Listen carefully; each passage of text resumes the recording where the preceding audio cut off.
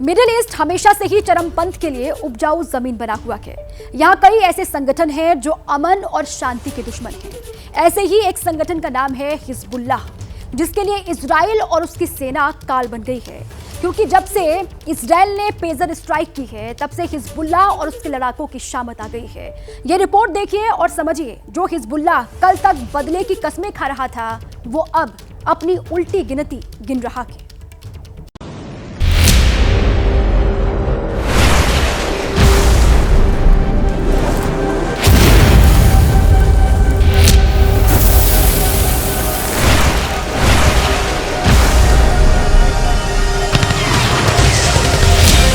पहले पेजर बम से हमला,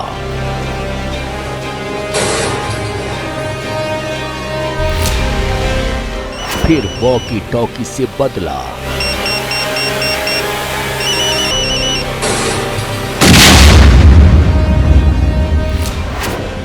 अब आसमान से बम की वर्षा।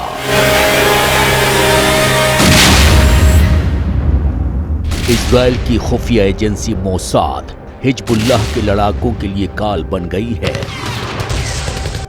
जब तक तोड़ेंगे नहीं तब तक छोड़ेंगे। जब से इजराइल ने हिजबुल्लाह को खत्म करने की कसम खाई है, हिजबुल्लाह के लड़ाकों की उल्टी गिनती शुरू हो गई है।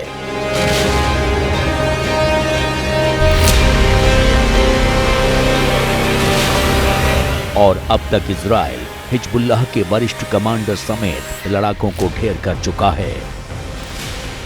लेकिन इजराइल हिजबुल्लाह के एक एक हाथ को उखाड़ फेंकना चाहता है और इस बार उसका ऑपरेशन हिजबुल्लाह बता रहा है कि वो इस संगठन को नेस्तनाबूद करके ही दम लेगा। इजराइल के एक्शन का अंदाजा इस बात से लगा सकते हैं कि बीते 24 घंटों में इजराइल लेबनान पर 2 एयर स्ट्राइक कर चुका है, जिसमें दूसरा हमला लेबनान की राजधानी बैरूत के दाहिए इलाके में किया गया।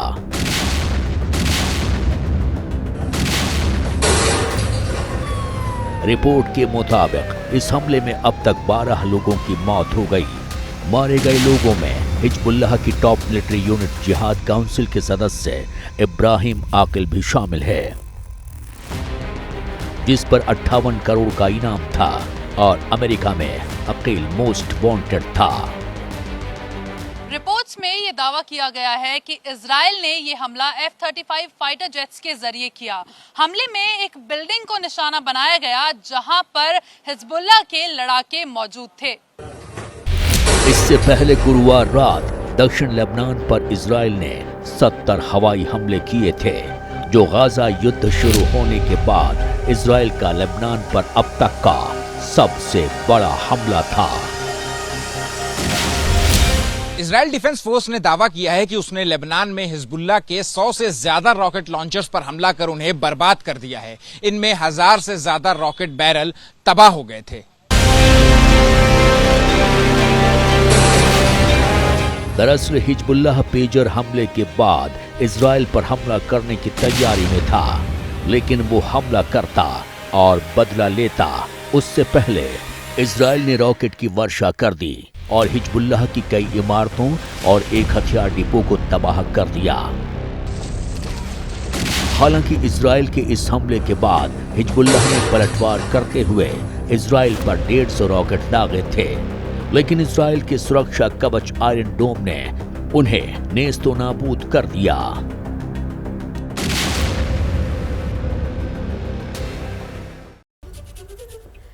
मिडिल ईस्ट में 3 आतंकी संगठन हैं, हिजबुल्लाह, हमास और हूती। इसमें से इजराइल हमास को ठिकाने लगा चुका है, अब हिजबुल्लाह को लगा रहा है, क्योंकि इजराइल के हमले में अब तक हिजबुल्लाह के कई टॉप कमांडर ढेर हो चुके हैं। अब इसी को लेकर एक तस्वीर इजराइल की डिफेंस फोर्स ने जारी की है, जिसमें बताया गया कि इजराइल अब तक कितने कमांडर का खात्मा कर चुका है। आइए आपको ग्राफिक्स के जरिए वो सारी जानकारी देते हैं। और देखिए, सबसे पहले हसन नसरुल्लाह को आप देख रहे हैं, जो कि हिजबुल्लाह चीफ है जिंदा के। और इसके बाद इब्राहिम अकील को आप देखिए, ऑपरेशन हेड हिजबुल्लाह का, इसको मार दिया गया और जिसे कहा गया कि इस पर 58 करोड़ का इनाम था। अमेरिका ने इसे मोस्ट वांटेड घोषित किया था। इसके बाद फाउद शुक्र को आप देख रहे हैं, मिलिट्री कमांडर हिजबुल्लाह, ये भी मार दिया गया है, जो इजराइल के हमले में ढेर हो चुका है। अली कारकी है दक्षिणी फ्रंट का कमांडर, जो कि जिंदा बताया जा रहा है। कहा यह जा रहा है कि ये जिंदा के दक्षिणी फ्रंट का ये कमांडर है, लेकिन कहीं छिपा हुआ बैठा है, ये जानकारी इसको लेकर है। और इसके बाद वसीम अल तवली है राडवान फोर्स का कमांडर, जो कि मार दिया गया है। इसको भी इजरायली सेना ने ढेर कर दिया है। और साथ ही आगे बढ़ते हुए ये अबू हसन समीर है राडवान फोर्स का पूर्व कमांडर, इसको भी ढेर कर दिया गया है इजरायली सेना की ओर से। तालिब समी अब्दुल्ला है नासेर यूनिट का कमांडर, इसको भी इजरायली सेना ने ढेर कर दिया है। इसके भी मार गिराए जाने की खबर है। इसके बाद मोहम्मद नासिर अजीज यूनिट का कमांडर, इसको भी ढेर कर दिया गया। और साथ ही अबू अली रिदा बादेर यूनिट का कमांडर, ये जिंदा बताया जा रहा है। तो ये टॉप कमांडर हैं, जिनको आधे को इनमें से आप देख रहे हैं उनको मार दिया गया, और जो जिंदा है वो अभी इजराइल के टारगेट पर हैं। उन पर इजराइल की नजर लगातार बनी हुई है।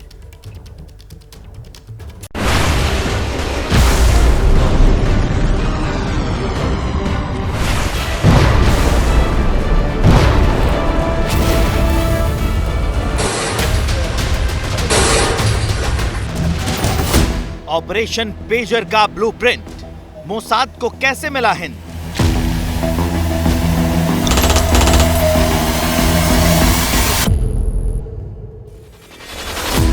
लहू से लाल लेबनान की जमीन, दहशत का खौफनाक सीन।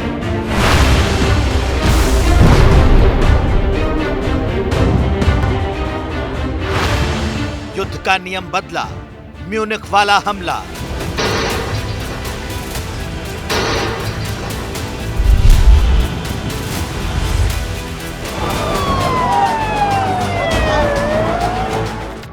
इजराइल का टूटा सब्र, खोदते हिजबुल्लाह की कब्र।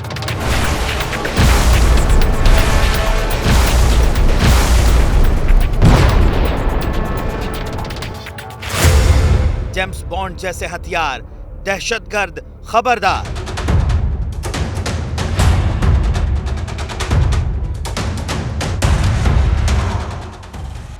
डर का meter high, third world war में बदलेगी लड़ाई।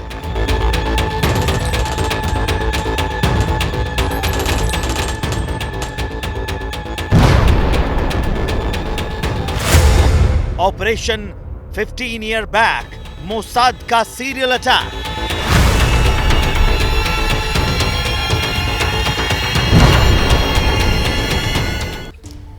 हिजबुल्लाह एंड कंपनी की धड़कन सबसे ज्यादा तब से बढ़ी है जब से उस पर पेजर अटैक हुआ है। लेकिन जरा सोचिए, जिस जमाने में लोग 5G और बड़े बड़े हाईटेक फोन का इस्तेमाल करते हैं, उस दौर में पेजर से अपना हथियार बनाना और अपने दुश्मन की कब्र खोद देना, ये इजराइल की लंबी प्लानिंग का हिस्सा है। क्योंकि इजराइल के जिस पेजर ऑपरेशन ने मिडिल ईस्ट से लेकर दक्षिण लेबनान तक दहशत मचा रखी है, उसके पीछे 15 साल की मेहनत लगी है।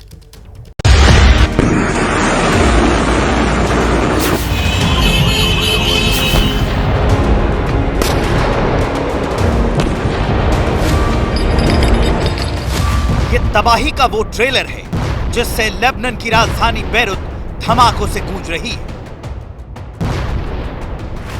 तो इजराइल की सीमा से सटा दक्षिणी लेबनान शोले से धधक रहा है।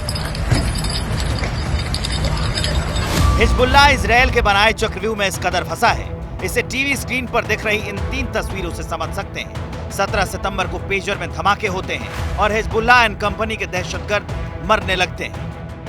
हिजबुल्लाह अपने कम्युनिकेशन सिस्टम पर हुए धमाकों से उबरने की कोशिश करता है कि अगले ही दिन 18 सितंबर की शाम को उसके वॉकी टॉकी बारूद बनकर फटने लगते हैं। लगातार 2 दिन हुए हमलों के बाद हिजबुल्लाह का चीफ हसन नसरल्लाह इजराइल से बदला लेने की कसम खाता है।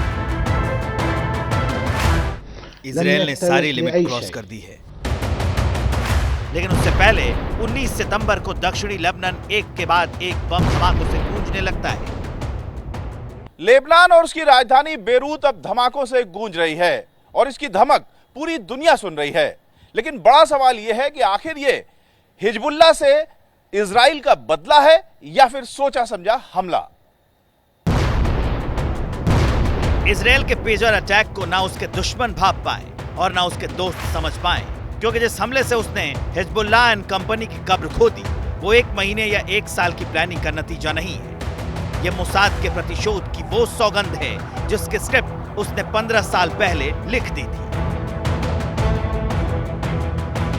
क्योंकि जिस पेजर के जरिए हिजबुल्लाह और उसके दहशतगर्द आपस में मैसेज भेजते थे, उस पेजर को बनाने में इजराइल का बड़ा हाथ था, या यूं कहें ये मौत का वो सामान था जिससे हिजबुल्लाह और उसके आका भी अनजान थे। क्योंकि इजराइल ने इस ऑपरेशन को इस तरह से अंजाम दिया कि किसी को कोई शक नहीं हुआ। खुफिया रिपोर्ट की माने तो इस हमले के लिए इजराइल ने कई शेल कंपनियां बनाई थी, जिन्हें अलग अलग लेवल पर इजराइल के इंटेलिजेंस अफसर लीड कर रहे थे। खुफिया मिशन की शक्ल में ये ऐसी कंपनियां थी जो लंबे समय से पेजर मैन्युफैक्चरिंग कर रही थी। इस कंपनी में काम करने वाले लोग कुछ ऐसे भी थे जिन्हें इस ऑपरेशन के बारे में बिल्कुल भी जानकारी नहीं थी। आमतौर पर शेल कंपनियां मुखौटा कंपनियां होती हैं, जिनकी मौजूदगी सिर्फ कागजों में होती है।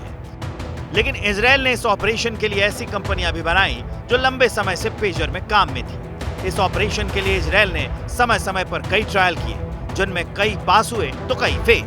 लेकिन सालों साल चले इस ऑपरेशन के बाद इजराइल एक सटीक फॉर्मूले पर पहुंच गया।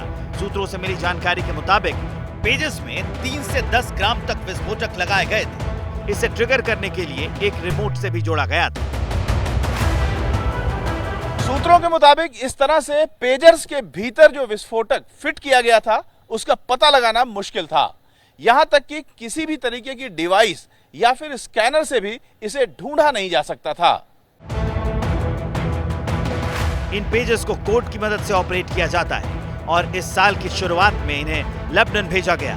जिन पेजेस में 17 सितंबर को ब्लास्ट हुआ, उन्हें हिजबुल्लाह ने करीब 5 महीने पहले खरीदा था। उसी समय पर बातचीत के लिए दूसरे कम्युनिकेशन डिवाइस वॉकी टॉकी को भी खरीदा गया था, जिसमें 18 सितंबर को ब्लास्ट हुआ था।